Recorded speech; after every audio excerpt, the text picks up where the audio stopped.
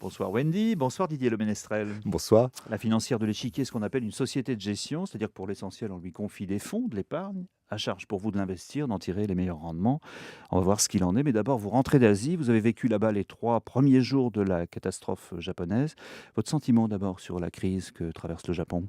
Une émotion déjà, parce que c'est un pays qu'on dit habitué au tremblement de terre, mais là, les conséquences que nous avons tous vécues, c'est tout à coup d'avoir un tremblement de terre qui se transforme en catastrophe nucléaire. Et là, c'est un élément d'interrogation que personne ne contrôle, donc c'est beaucoup d'inquiétude dans un pays où, en revanche, tout le monde est tellement calme que c'est très irréel. C'est difficile à vivre, difficile de faire partager, mais très, très émouvant. On parle d'un coût faramineux de plus de 200 milliards d'euros pour cette catastrophe. C'est susceptible, selon vous, d'affecter durablement l'économie japonaise et peut-être la reprise mondiale ou pas?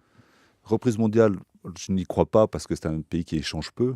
C'est un pays qui consomme très, très peu de l'extérieur Il exporte et qui beaucoup. voilà, mais Mm. qui exporte beaucoup. Alors ça va poser des problèmes d'approvisionnement, mais ça, on trouve toujours des moyens de reproduire. En revanche, alors, espérons que ça va peut-être faire sortir l'épargne japonaise, du fond des poches dans lesquelles il est enfoui. L'économie japonaise, est vieillissante, s'est enterrée, ne veut plus faire circuler son argent, mais c'est peut-être une bonne occasion pour eux de ressortir toute l'épargne qu'ils ont accumulée et la remettre dans le système productif. Moi, je dirais, c'est un wishful thinking, c'est une C'est envie, un vœu. c'est un vœu. Mm. Alors on va parler de vous. Vos fonds ont réalisé en 2010 et 2009 des performances assez spectaculaires, plus 48% pour Agressor, qui Merci est le beaucoup. fonds le plus emblématique. C'est quoi votre truc? Vous avez une martingale ou quoi? Le truc, c'est de croire en l'entreprise, et non pas au marché. Et je dois rappeler que j'ai créé une entreprise parce que j'aime ça. Voilà, j'aime ça. J'aime la création de richesse, j'aime le fait de pouvoir me dire: «Tiens, finalement, un problème a été mal adressé, un service est mal donné. Qu'est-ce que je pourrais faire de mieux?» Et j'adore confier de l'argent à des entreprises qui sont vues par les marchés de façon très ponctuelle et qui régulièrement offrent des opportunités d'investissement qui sont inouïes. Et là, vous parlez de 2 années qui sont inouïes, mais parce que 2008 avait été exécrable. Donc c'est gentil de voir le côté, performance positive, mais 2008 avait été tellement dur. Dans la durée, on arrive à reproduire, moi j'ai un slogan, c'est 10% par an tous les ans, ça doit être notre objectif et c'est ce qu'on arrive à peu près à faire. Pourtant, celui qui aurait investi dans le CAC 40 il y a 10 ans aurait perdu la moitié de sa mise aujourd'hui. C'est ce qu'on appelle la décennie perdue, mais le CAC 40, justement, merci de me tendre la perche, c'est que le CAC 40 ne représente pas l'économie. Le CAC 40, c'est un produit financier, c'est un produit de banquier, c'est affreux à dire, mais ça n'est absolument pas un produit d'investisseur, Un produit de surtout, marché, quoi, en bah fait. oui, Mm. surtout ça, c'est un produit de jeu, c'est un appel, c'est un pouce au crime. La réalité de l'investissement, il est totalement différent.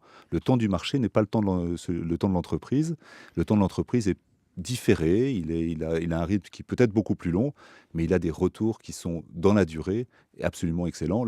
Prendre un peu plus de risques dans l'entreprise, c'est la garantie d'une rémunération qui est plus élevée que de ne pas prendre de risques ou de donner des marchés qui réagissent à des choses un peu incohérentes. Confier de l'argent aux entreprises, quels sont les parcours d'entreprises qui aujourd'hui vous paraissent dignes d'intérêt? Je crois que savoir par exemple que vous avez une admiration pour Jacques de Châteauvieux, le patron de Ouais, Bourbon, ouais, qui est c'est vrai. parti de la distribution à La Réunion et qui est devenu maintenant un des leaders du parapétrolier par exemple et qui construit même des bateaux en Chine.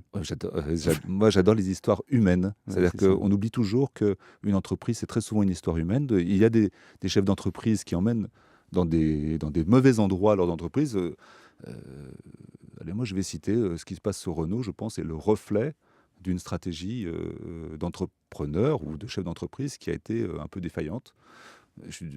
Ça n'est pas polémique, hein, c'est juste, Non, non, mais beaucoup de monde s'interroge hein, sur l'avenir de Renault c'est aujourd'hui. un Mm. constat. La marque Renault est en train de disparaître et c'est parce qu'il y a des choix qui ont été faits qui n'ont pas été bons. En revanche, il y a des entrepreneurs extraordinaires. Et c'est vrai que vous citez Jacques de Châteauvieux, ça me fait plaisir parce que c'est quelqu'un que je connais depuis 10 ans et qui a transformé son entreprise en permanence, qui est en permanence en train de justement réemployer les capitaux qu'on lui a confiés. On citait tout à l'heure les Japonais qui se sont assis sur leur épargne. Et ben lui, c'est tout le contraire. C'est pas parce qu'on a gagné un moment qu'il faut s'arrêter. Il est en permanence en mouvement pour faire avancer. L'objectif est de faire progresser les capitaux qui ont été confiés par tous ces investisseurs et par lui-même aussi. La concurrence est très vive dans votre métier. Les grandes banques de détail, avec leur réseau, évidemment, ont une force de frappe très importante. Elles captent une partie très importante de l'épargne.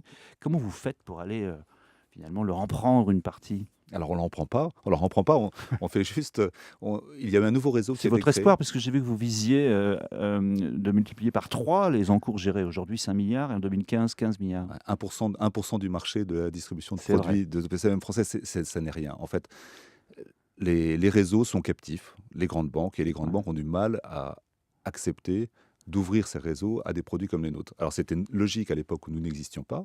Aujourd'hui, ça l'est un peu moins, mais c'est parce que la rentabilité de la distribution de produits financiers aux épargnants est une rentabilité très élevée.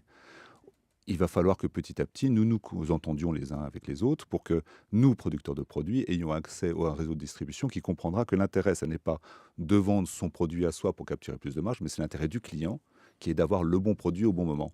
Et bien évidemment, nous qui sommes indépendants, c'est notre argent, nous avons un intérêt commun clairement identifié, c'est que si nous prenons le risque, si nous ne sommes pas bons, d'être sortis, que notre entreprise ne fonctionne plus. Un risque que ne prendra jamais une banque qui, de toute façon, vivra avec ses fonds de commerce, ses clients qui sont là. Vous savez que le PNB par client, c'est là-bas, je crois qu'il y a un livre en ce moment qui fait fureur, qui parle de comment est-ce qu'on arrive à faire du PNB par client. Nous, ce n'est pas notre sujet. Nous, notre sujet, c'est d'offrir le meilleur de nous-mêmes pour offrir la meilleure performance. Nous sommes un relais de confiance et pour distribuer ces relais de confiance, il y a ce qu'on appelle les conseillers en gestion de patrimoine qui sont alors nos grands clients, Mhm. qui sont nos relais supplémentaires de confiance auprès de tous les particuliers qui nous confient un petit peu d'argent. PNB comme produit net bancaire, hein. Et oui, La financière de l'échiquier a 20 ans, elle a déjà traversé 3 ou 4 cracks, c'est au moins un gage de solidité. Et j'ai vu que dans vos documents, vous représentez un échiquier. Toutes les pièces sont renversées, sauf le roi noir, que vous devez, j'imagine, incarner. Il y a un peu de mégalomanie dans tout ça ou pas? Ou il en faut? alors surtout pas de mégalomanie. C'est bien pour ça que moi j'ai décidé de partir un an autour du monde pour pour le voir et le voir dans sa réalité. C'est aussi bien sac à dos que dans les grands hôtels. Non, mégalomanie sûrement pas. C'est juste l'expression du fait que au quotidien on a l'impression que le monde c'est la guerre. En fait, en permanence, il faut essayer de sortir justement du bruit du marché, du bruit des médias. Du bruit de l'actualité, Du oui. bruit de l'actualité pour juste avoir quelques repères. Et souvent, le roi, c'est celui qui est un petit peu au-dessus de tout ça et qui permet d'avoir les bons repères et d'être le bon phare qui guide ses ouailles. Merci beaucoup Didier Le Ménestrel. Merci à vous.